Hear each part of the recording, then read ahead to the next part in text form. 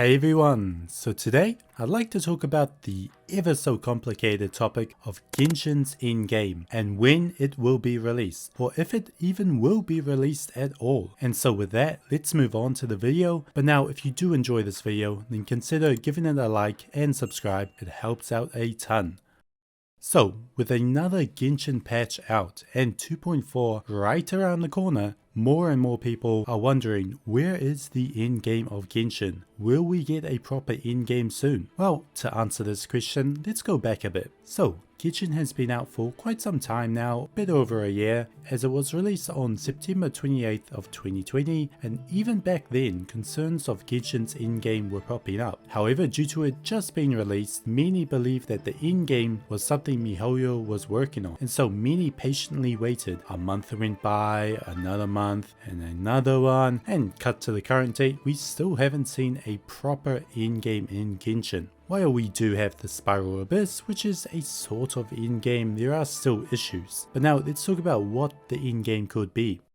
So something that is quite vital for many gacha games, also MMORPGs if you play them, is late game content or in-game content. I'll use these terms interchangeably. Now these are things you can aspire to do when you hit that max rank, or once you've got your favorite character to max level and equip them with the best gear you can find. Now this is especially true in PvE focused games like Genshin, as in some other gacha games like Epic 7 or 7 Deadly Sins, they have PvP, which is the big focus of the game, and is a big thing to sort of look forward to as you approach the end game. But now in Genshin there isn't really anything to look forward to. The only sort of thing we have right now is the Spiral Abyss, which is not bad. It's something fun that comes around every 2 weeks, and with the varying modifiers as well as the different enemies it has, it's really fun and challenging, especially in recent times when the difficulty of it has ramped up quite a bit. However, the only problem is that it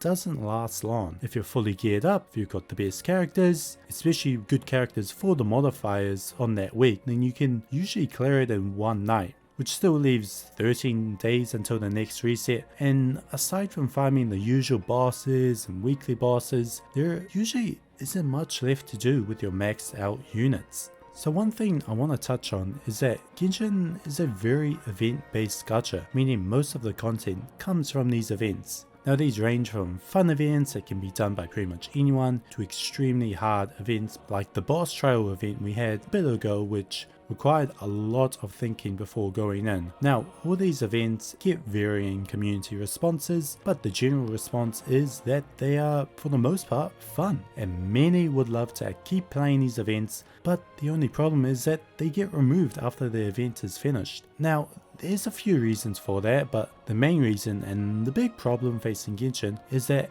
at its core, it's a mobile game. While personally I play it on the computer, I know many play it on the mobile, especially in the Asia region where most of the player base is. And so adding all the content from the events as well as the new regions is going to increase the size of the game to a point where the entire phone is solely dedicated to playing Genshin, which for some probably has already happened. And so to prevent this, miHoYo has been very particular in adding new content in fear of cutting some of their player base who may not have the required space to play Genshin on their phone. Now this is a big issue, and one that will need to be addressed soon. As more and more regions get released, it's going to be harder and harder to maintain the mobile player base. And so will miHoYo just start to focus on the PC player base? Probably not, but who knows. Now, what does this mean for the late game content? Well, again, it's through these events that we've had so many great ideas that could be implemented. One thing I liked about the boss rush event we had before was that it was really difficult, especially if you put a lot of difficult multipliers on, which made it so much more fun, and something you really had to have a good team going into it. And if there was also a way to change it up, perhaps add some sort of time limit in which the faster you complete it, the higher on the leaderboard you get, which depending on how good your time is, you could get X reward.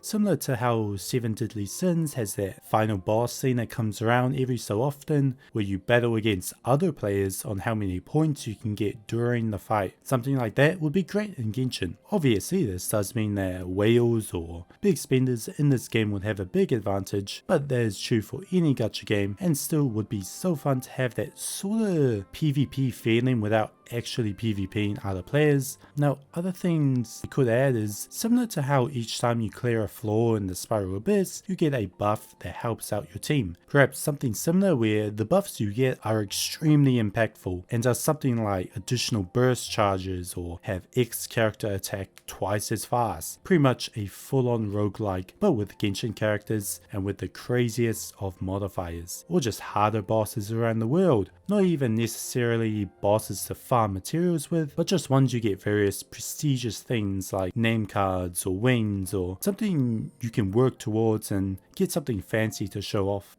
But now, there are so many great things that MiHoYo could add to Genshin, but I feel we still come back to the main question, and that is how can MiHoYo address the problem of both adding permanent content, but at the same time to not increase the size of the game to a point where they cut out some of the player base. It's a tough one, but one that will need to be addressed as more and more people are starting to or have been getting bored as they have their favorite characters maxed out but no real boss or thing to use them on, aside from the Spiral Abyss every 2 weeks. And so what should they do? Well, hopefully MiHoYo addresses this concern sooner rather than later, as if they keep waiting there may be no one left.